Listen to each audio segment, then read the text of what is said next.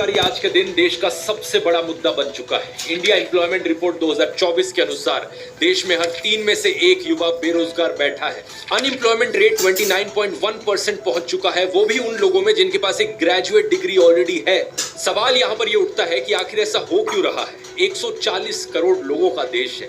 इतने सारे लोगों को दाल, चावल, आटा, चीनी, साबुन, तेल, शैम्पू, टी शर्ट, जूता, स्कूल, अस्पताल, फिल्म, टीवी, स्कूटर, अखबार, जाने क्या क्या चाहिए। इतनी बड़ी मार्केट है। विदेशी कंपनियां यहाँ आकर लाखों करोड़ों का प्रॉफिट कमा जाती हैं, जिनमें से कुछ कंपनीज ऐसी हैं जो सिर्फ चीनी और सोडा वाला रंगीन पानी बेचती हैं। पेप्सिको को देखो, उसकी लेटेस्ट आरओसी फाइलिंग के हिसाब से इंडिया में उसका ईयरली रेवेन्यू 8,000 करोड़ है। कोका कोला इंडिया, इसका ईयरली रेवेन्यू 12,800 करोड़ से ज्यादा। और देश के युवा को 12,800 रुपए की नौकरी भी नहीं मिल सकती, ये कैसे पॉसिबल हो सकता है। इंडिया 5th लार्जेस्ट इकोनॉमी का है और कहानियां सुनाई जा रही हैं कि जल्द ही हम $5 ट्रिलियन की इकोनॉमी बन जाएंगे। लेकिन इस इकोनॉमी में आपके लिए कोई नौकरियां नहीं है। आखिर कौन खा गया आपकी नौकरियों को, आपके काम धंधे को। आज के इस वीडियो में अनएम्प्लॉयमेंट की प्रॉब्लम को गहराई से समझते हैं दोस्तों। क्या है इसके पीछे की रूट कॉज और क्या है इसका सोल्यूशन। ना सिर्फ सरकार के पर्सपेक्टिव से कि सरकार क्या है, बल्कि आप भी क्या कर सकते हैं।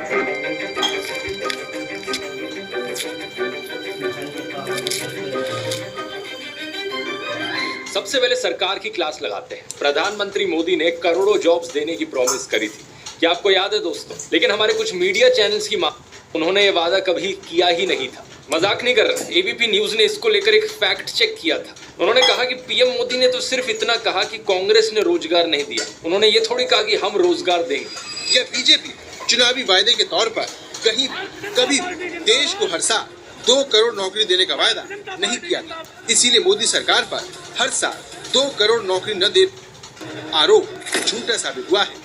क्यों एबीपी न्यूज वालों, ये बताओ जरा, ये किस पार्टी की पॉलिटिकल कैंपेन है। युवाओं को बेरोजगार रखने वालों, जनता माफ नहीं करेगी। चलो हालात बदले, देश की सरकार बदले।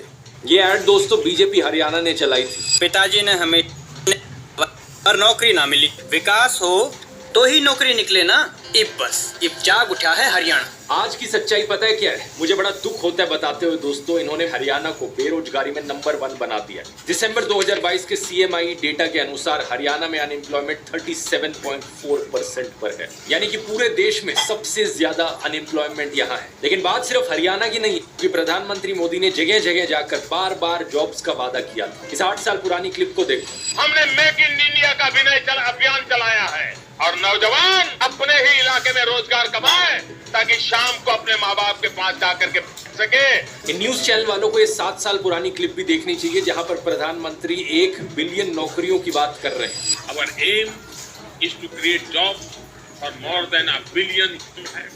हमारे ये सारे टीवी न्यूज चैनल्स या तो बेरोजगारी की बात करेंगे ही नहीं, और अगर करेंगे तो पूरा खून पसीना बहा देंगे सरकार की इमेज बचाने में। जैसे कि इन सुधीर चौधरी को देख लो। इन्होंने करीब 1 साल पहले ये प्रोग्राम किया, सबको सरकारी नौकरी क्यों चाहिए। ये आम जनता को ही डांटने लग गए, कहने लगे कि तुम्हें सरकारी नौकरी इसलिए चाहिए क्योंकि तुम्हें ऊपर की कमाई करनी है, यानी रिश्वत लेनी है। सरकारी नौकरियों की चाहत के पीछे एक बड़ी वजह रिश्वत भी। सरकारी नौकरी में अगर पैसा कम भी हो तब भी कई कर्मचारी रिश्वत लेकर अच्छा खासा पैसा कमा लेते हैं। और 2019 में हुए एक सर्वे में हर 2 में से 1 भारतीय ने ये माना कि उन्होंने अपना काम करवाने के लिए किसी न किसी सरकारी कर्मचारी को रिश्वत दी। यानी सुधीर भाई के अनुसार प्रधानमंत्री मोदी का जो नारा था, न खाऊंगा न खाने दूंगा, ये जुमला है।